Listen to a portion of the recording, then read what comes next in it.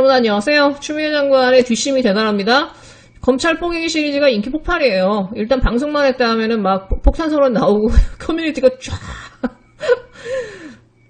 자, 사람들이 추미애 장관의 이 폭로에 경악하는 부분은 정말 느낌적 느낌으로 알고 있었던 걸 실제로 증언을 해주니까 진짜 너무 가슴 아픈 거예요. 앞에서는 검찰개혁을 말했던 사람들이 사실은 뒤에서 이 검찰들과 한통속이었다라는 거. 오히려 조중동과 검찰의 말을 기울이면서 추미애 장관을 끌어내리고 추미애 장관이 저렇게 혼자 분투하고 있을 때 지원을 해주지 못했다는 거. 사실 추미애 장관 싸울 때도 그렇고 조국 장관 그렇게 당할 때도 그렇고 뭐 진짜 진보 유튜버들 총출동하고 진보 인사들이 총출동해서 그들을 지원했지만 사실은 이게 찻잔 속의 태풍으로 끝날 수밖에 없었던 거는 어떤 이슈든지 일단 민주당이 몸싸움을 하지 않고 민주당이 이것을 이슈화시키지 않고 민주당이 싸우지 않으면 이건 아무 이슈가 안 돼요. 결국 우리의 열쇠는 민주당이에요. 민주당이 하느냐 안 하느냐가 달려있는 거예요. 국진당도 조중동도 어떤 변수가 아니에요. 진짜 변수는요. 민주당이에요. 민주당. 다른 건 다 상수고요. 민주당이 하느냐 안 하느냐에 따라 달라지는 모든 게 달라져요. 근데 문제는 뭐냐, 민주당의 모든 힘은 내부의 개혁성과 대중성을 가지고 있는 자기의 그 밥그릇을 위협하는 사람들을 쳐내는데, 자기의 내부 세력을 쳐내는데 모든 힘을 기울인다는 거지. 추미애 장관도 예외는 아니었던 거예요. 그들에 의해서 추미애 장관도 결국은 어떻게 보면은 자진 사퇴였지만 끌려 내려온 거랑 마찬가지인 거죠. 여론에 의해서. 제가 이 문재인 정부 들어서 계속 검찰에 관련된 비리 이슈라든가 이런 게 나올 때 특히 한명숙 이슈든 뭐 유시민 이슈든 이건 당연히 민주당이 다루겠지. 근데 안 다루는 거예요. 거의 내가 분명히 이 정도면 민주당에서 다루겠지 하는 것들을 민주당이 한 1분 정도 논평하는 거 정도 수준 외에는 아예 다루지를 않는 게 한 80% 이상이었던 것 같아요. 이건 이해찬 체제도 마찬가지고 이낙연 체제에서 거의 뭐 그게 다라죠. 너무나 노골적으로 바뀌지. 결국은 그 지지자들이 해야 될 일은요. 민주당을 움직이는 거예요. 왜냐? 이 모든 것은 민주당이 하냐 안 하냐로 달라지는 거거든요. 근데 지금 있는 이 민주당은 안 하기 위해서 최선을 다하잖아요. 민주당이 만든 개혁법안이라는 걸 보세요. 이름만 화려하지 사실은 다 걸레짝이에요. 왜? 의지가 없거든. 민주당이 개혁에 대한 본인들의 플랜이 빅피처가 없어. 컨텐츠 없는 정당이 어떻게 보면 비극이에요. 민주당을 보고 있으면. 어둥이 쩌둥이 다 지역 토호들이랑 다 모아놓고 여성계고 뭐고 다 모아놓다 보니까는 단 하나의 구슬로 꿰을 수 있는 개혁법안이라든가 이런 게 나올 수도 없고 당대표가 그다지 힘이 있지 않기 때문에 본인이 개파의 수장이 아닌 이상 이낙연처럼 단일화를 만들어낼 수가 없는 거예요. 개파들의 힘이 너무 세서. 그러니까 이해찬 당대표가 힘을 쓰지 못했던 부분도 그런 부분이에요. 제가 볼 때. 다음 정부가 성공하기 위해서는 개혁을 앞세우는 개파들이 당권을 잡아야 되고 그리고 그들이 그 지지자들한테 플랜을 보여줘야 돼요. 5년간 이렇게 하겠다.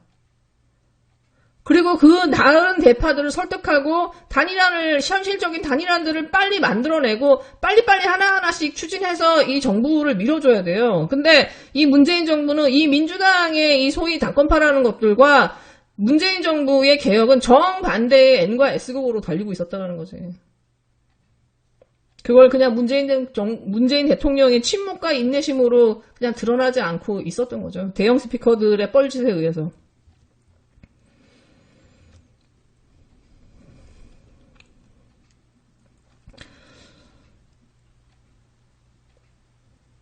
지금 우리 진영이 또 하나 덫에 걸린 게 있어요. 지금 심각해요. 제가 볼 때. 여론조사에 덫에 걸렸어요. 여론조사라고 하는 게 누가 만들어내는지 모르지만 예전처럼 뭐 갤럽이나 리얼미터 하나 두 개 다 나오는 수준이 아니라 여러분 어느 순간부터 몇 달 전부터 여론조사가 하루에 두세 개씩 나와요. 이 듣도 못한 여론조사들이 계속 나와서 그 하나의 이슈가 마치 그 여론인 것처럼 굳어지거든요. 그렇게 해서 그게 여러 개의 여론조사가 동시에 나오면서 그게 밴드웨건 효과를 일으켜요. 근데 이게 이 지난 재보궐선거에서 아주 큰 힘을 발휘했거든요, 여론조사가. 근데 지금도 또 이런 방식이 진행이 되고 있는데 문제는 뭐냐면 우리 진영에서도 지금 그냥 이 여론조사가 매번 나오는 걸 가지고 그냥 일희일비하면서 뭐 이재명 높게 나오면 흐흐 좋아하고 이낙연 낮게 나오면 흐흐 막 이러고 이제 이런 식의 만들어진 여론조사를 가지고 해석하는 거에서 벗어나질 못하는 거예요. 소위 이게 이끌어가는 대형 스피커들조차도. 이게 지금 몇 년째 연성화되고 있고 있는 상황이고 심지어 그것을 설계한 사람들이 나와갖고 평론을 해. 그러니까 누군가가 설계하고 만들어 놓은 여론조사 회사들이 만들어 놓은 이 여론을 가지고 우리는 그냥 그걸 해석하고 웃었다 울었다 하는 거예요. 근데 이러면 만약에 진짜 조중동이나 힘이 있는 뭐 삼성이나 이런 사람들이 나서가지고 이런 조직들이 나서서 몇 개의 여론조사를 움직여서 자기들이 원하는 여론을 만들어서 확 튀는 여론조사를 대선 막판까지 갖고 간다. 이렇게 했을 때 계속 여론조사를 해석하고 따라가는 우리가 이제 거기서 나올 방법이 없는 거예요. 늪에 빠져버리는 거예요. 마치 지난 재보궐선거처럼요. 지금 이 여론조사가 되게 이상하다고 생각하지 않으세요? 누군가가 여론을 의도하고 그 여론조사를 가지고 지금 그걸 풀어가고 있어요. 예를 들어서 지금 이거 윤석열과 이낙연의 지지율이 연동되는 거 너무 웃기잖아요. 하나가 오르면 하나가 튀어. 아니 지금쯤 됐으면은 이낙연의 지지율이 정말 이 민주당을 지지하는 여론이라면은 다른 지지자한테 가야 되거든요. 지금 이낙연의 지지율이 떨어졌다고 하면 근데 이낙연의 떨어진 지지율은 올곧이 윤석열한테 가요. 근데 홀딱 깨는 게 뭐냐면 윤석열이 지지율이 떨어지면은 그 지지율은 올곧이 이낙연한테 가요. 마치 윤석열과 이낙연이 한 바구니에 앉아서 누군가가 장난치는 것 같은 거야. 홀짝하듯이. 주머니에 카드를 하나씩 꺼내는 거 있잖아요. 이런 식으로 마치 무슨 확률 게임을 하듯이. 다시 말해서 이낙연의 지지율의 상당 부분은 우리 쪽 표가 아니라는 거예요. 여기에 하나의 우리한테 진짜 그 위기의 포인트가 하나 있어요. 그 다음에 또 하나는 뭐냐면은 어저께 그 JTBC 리얼미터라든가 한국사회 여론조사 그 유공에서 나왔던 여론조사를 보시면 윤석열이 1위거든요. 웃긴 게 뭐냐면 바로 그 전날까지 일요일까지 이낙연과 윤석열이 네거티브로 지지율이 하락했다는 기사들이 여러 개가 나오는데 바로 몇 시간 만에 윤석열이 1위가 되는 여론조사가 확 나와요. 그리고 이낙연이 다 폭락하고. 근데 이거는 되게 놀랍게도 이 주말을 지나면서 윤석열과 이준석의 싸움이 극으로 치달으면서 이준석이 사과를 해요. 그리고 윤석열이 입을 쑥 다물면서 사실은 자기의 이 똘마니들을 시켜갖고 이제 이준석을 흔듭니다. 근데 이 사과와 더불어 나온 거예요. 사실은 이 싸움에서 이준석이 지는 모양새를 만들어주는 이준석과 윤석열의 싸움에서 사실상 윤석열이 승리했다라는 것들을 쐐기를 박아주는 여론조사의 역할을 하거든요. 그러니까 누군가는 여론조사를 통해서 이런 방식의 역을 나누는 거예요. 물론 이것도 음모론일 수 있지만 제가 볼 때 지금 몇 달, 특히 올해부터 만들어지는 이 여론조사를 보면요.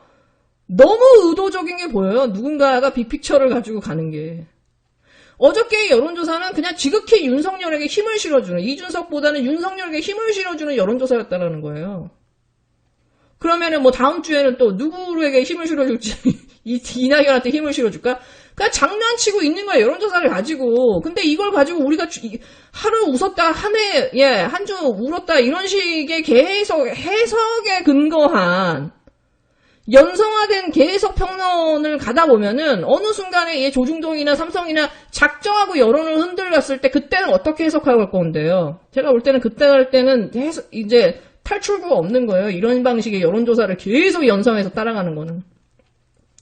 그리고 이재명이 높게 나온다고 해서 이제 여론조사 좋네. 이렇게 간다가 나중에 이제 걔네들이 작정하고 이재명이 낮은 여론조사를 만들면 어떡할 건데요. 지금 뭔가 여론조사의 룰이라는 게 지금 필요하거든. 하여튼 지금 한국에 일어나는 여론조사는요, 여론조사를 통해서 사실상 지금 정치를 하고 있는 거고, 여론조사 회사들이 대선주사를 만들어내고 있는 상황인 거예요. 지금 여기에 그냥 우리는 비판 없이 따라가고 있는 상황이거든. 이런 식으로 해서 이재명과 이낙연의 양강구도도 자기들이 이렇게 만들어가지고 우리한테 딱 선물로 준 거고, 우리는 여기에 그냥 무비판적으로 가고 있는 거죠. 대부분의 우리 지지자들이나 유튜버들이나 이 스피커들이. 그렇게 해가지고 지금 이낙연이 만약에 2등이 될 경우에 이재명을 밀어주겠습니까? 그렇게 해서 이낙연과 이낙연의 세력이 이렇게 힘이 커졌는데 그 사람들이 나중에 당권을 장악한 다음에 이재명한테 협력하겠습니까? 이 사람들이 혹시 막판에라도 다 틀어버리면 이게 어그러지는데, 이렇게 이낙연을 띄워주는 방식으로 경선을 가는 게 결국 우리한테 독인 거예요, 여러분. 그러니까 지금 사람들이 막 정신 차리고 막 추미애 막 띄워주고 있죠. 그렇게 외쳤는데 이제서야. 제발 좀 추미애 장관 좀 띄워주세요. 제발. 이재명 지지율만 높은 게 다가 아닙니다, 지금. 여러분, 선거만 생각하면 진짜 우리 진영 또 망해요, 제가 볼 때. 그리고, 지금 이제 뭐 국힘당은 난리가 났죠. 근데 어저께 이준석이 사과를 했어요. 지금 힘의 균형이 윤석열로 쏠렸습니다. 특히 이 원희룡이 등장하면서 뭔가 쟤네 안에서는 이제 뭔가 그 태풍이 일어나고 있는 거예요, 그 안에서. 이준석을 보면요, 눈이 그냥 촉촉해요. 금방이라도 울 것 같아. 근데 제가 생각할 때 이준석이 생각보다 빨리 백기를 든 것 같지만 이준석이 그렇게 쉽게 물러날 사람은 아니에요, 제가 볼 때. 그냥 한 템포 쉰 거거든. 그러면서 차라리 공개 사과를 함으로써 자위상 자기를 대놓고 흔들지 못하게 딱 이렇게 방어벽선을 친 거예요. 근데 이준석의 이런 공개적인 사과가 주는 메시지는 뭐냐면, 이 국진당의 많은 이 의원들이나 사람들이 사실은 대선보다는 자기들의 당권이나 개파의 힘을 키우는데 훨씬 더 지금 정신이 쏠려 있다라는 거를 그냥 단적으로 보이는 거야. 비대위를 만들고, 뭐, 김종인을 데리고 오네, 뭐, 정홍원을 다시 꽂았죠. 그런 수를 다 감안할서라도, 이준석이 나가는 플랜까지 생각해서라도 자기들의 차기 당권이 일단 우선일 정도로 얘네들이 지금 여기에 총력을 쏟고 있는 거지. 물론 뭐 대선이 6개월 정도 남았으니까 아직 시간이 있다라고 본인들이 판단할 수 있겠지만 머릿속에 지금 바움은 뽕밭에 가 있다라는 거.